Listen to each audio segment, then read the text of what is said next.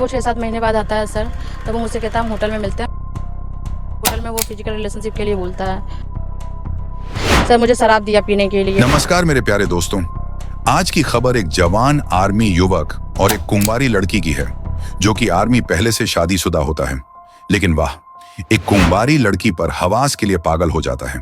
जवान आर्मी उससे संबंध बनाने के लिए पूरा यकीन दिलाता है, यहाँ तक कि आर्मी ने अपना अंगूठा काट के लड़की के माथे पर भी लगा देता है, जिससे लड़की आर्मी पर पूरा भरोसा करने लगती है। इस भरोसे का फायदा आर्मी ने धीरे धीरे उठाने लगा और बात शादी तक भी कर लेता है। शादी के बाद एक बच्चा पैदा करके छोड़ दिया।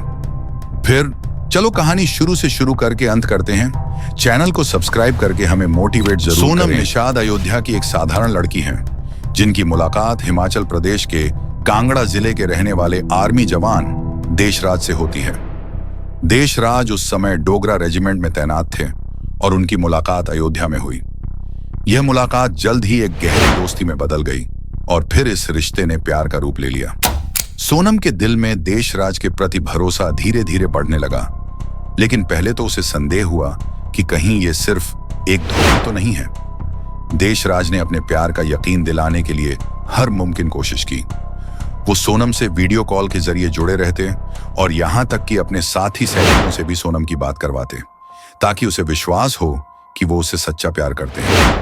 एक बार तो उसने अपने हाथ पर गर्म चाकू से सोनम का नाम लिखकर अपना प्यार साबित करने की कोशिश की। जब देशराज की पोस्टिंग कारगिल हो गई, तब वह अयोध्या से दूर हो गए। इस दूरी ने सोनम के मन में चिंता और डर पैदा कर दिया। देशराज अक्सर कहते थे, अगर तुमने मुझे छोड़ा तो मैं ऐसी जगह ड्यूटी करूंगा जहां से वापस आना मुश्किल होगा। ये बातें सोनम के मन में डर पैदा करती और उसे यकीन हो जाता कि देशराज उसे दिल से चाहते हैं।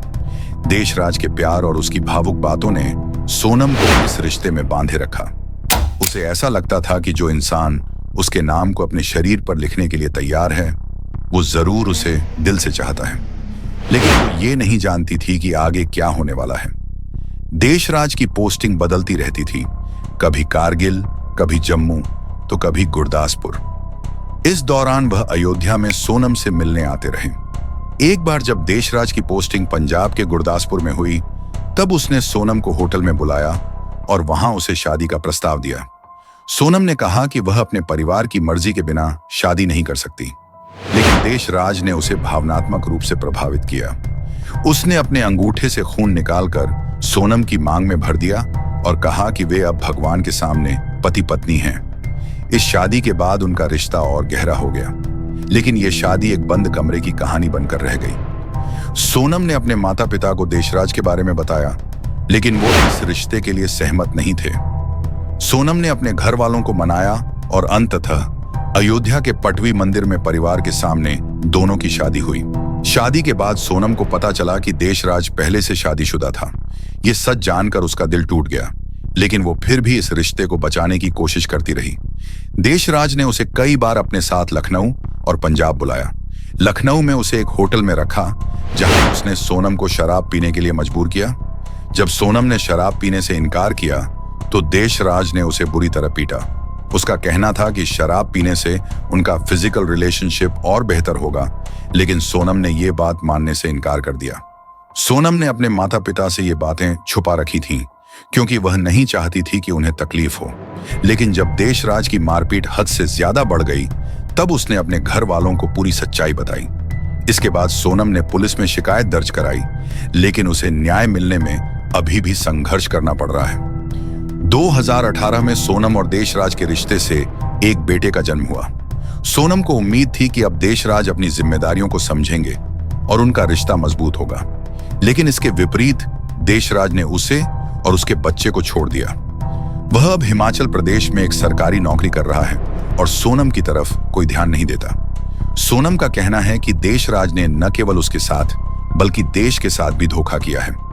उसने आर्मी की कई संवेदनशील वीडियो और फोटो सोनम को भेजी थी।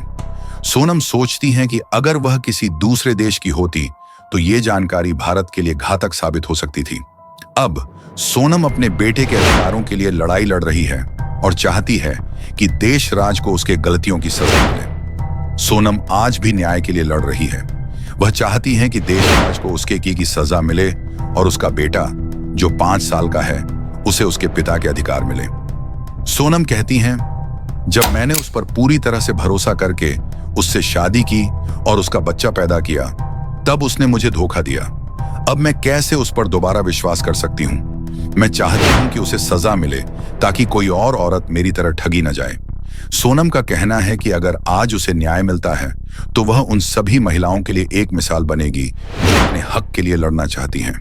अगर देशराज माफी मांगता है और वापस आकर उन्हें स्वीकारने की बात करता है, तब भी सोनम का यही कहना है कि उसे सजा मिलनी चाहिए, क्योंकि उसने जो दर्द और पीड़ा दी है उसका कोई मोल नहीं है। अपना बेस्ट राय के साथ नेगेटिव या पॉजिटिव कमेंट जरूर करें, किसने गलत या सही किया। चैनल को एक क्लिक में आप सब्सक्राइब कर सकते हैं, इसीलिए अभी ही क्लिक करें। धन्यवाद।